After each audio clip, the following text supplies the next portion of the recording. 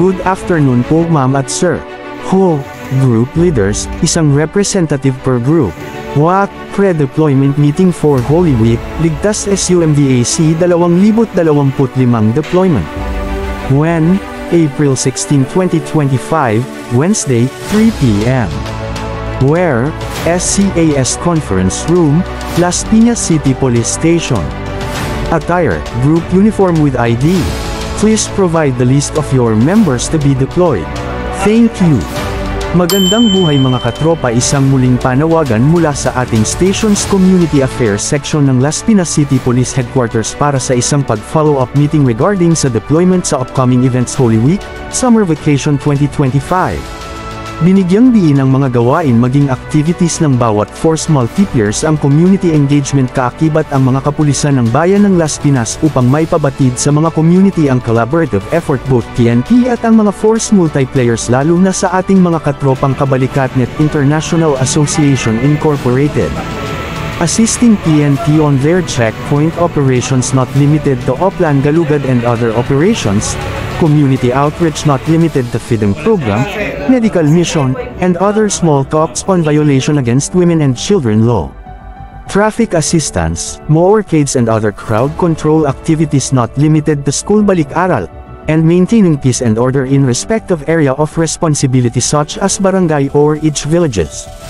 Suportado ang mga katropang kabalikat sa mga community outreach activities at binabasbasan ng PNP Chief of Police ng Las Piñas City ang mga community outreach involving the area of responsibility according to base and chapters ng Kabalikatnet sa pamamagitan ng certification upang pagtibayin ang nasabing gawain para sa nasasakupang barangay sa bayan ng Las Piñas City. This is in a way to let the alliance support group such as the Force MULTIPLIERS be activated in unity towards assistance of our PNP their program towards peace and order in our city. Good job mga katropa and see you around, be safe and sound. Isang paalala mula kay Sir Pen.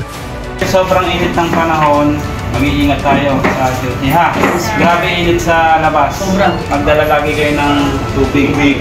Tapos kung medyo may nararamdaman kayo, ulumid kayo ha, o pull out na kayo. Kasi mas maganda yung kagusugan nyo kasi mas maingat. Pero safety first talaga tayo. Kasi ayaw namin na kayo, pull out na kayo. Tapos meron namang ibang grupo dyan, meron naman mapapalit dyan.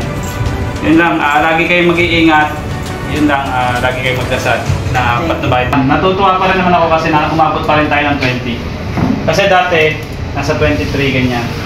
Kaso nawala na yung ibang grupo. Ito, meron kaming kopya. Bali ang nakalagay dito is 13 to 20 yung duty natin. Kasi alam namin na ang duty nyo talaga is Thursday talaga is Thursday. Kasi wala na. Kailan ang duty, sir? Ang nakalagay kasi dito Thursday na kasi wala nang pasok kayo. Bakasyon na. Ito, bawat grupo naman bibigyan ko kayo. Palika, RD. Yung sa GC pala, may ginawa kong kinare-8 ako na i-advise nyo na lang yung kung sino yung, kung sino yung leader na nandoon tulad ng si Ma'am anong selfie ha. Yung laging activity natin na in-action lagi. In-action trabaho. Pwede naman tayo magsama ng isang selfie pero take lang natin nakapokus sa inyo tsaka yung kasama tayong police. Dito. Ano yan, sir? Per group? Per group. Kasi meron tayo, nagka-problema tayo dyan, nalagay natin per name. Ngayon may hahapon, may correction sa name. As a group naman tayo eh. Yun naman ang duty natin as a group lagi. Kaya sa araw-araw na yun. Kasi itong certificate na to, yung mga nakalist kasi dito, wala dito kasi iba wala dito sa list na to. 20 pa rin naman. Natutuwa pa rin naman ako kasi umabot pa rin tayo ng 20. Palika, RD. Nagbibigay ng mga tips ang pamunuan ng PNP para sa ligtas na mga pamamaraan ng BIT was posted on their FB page.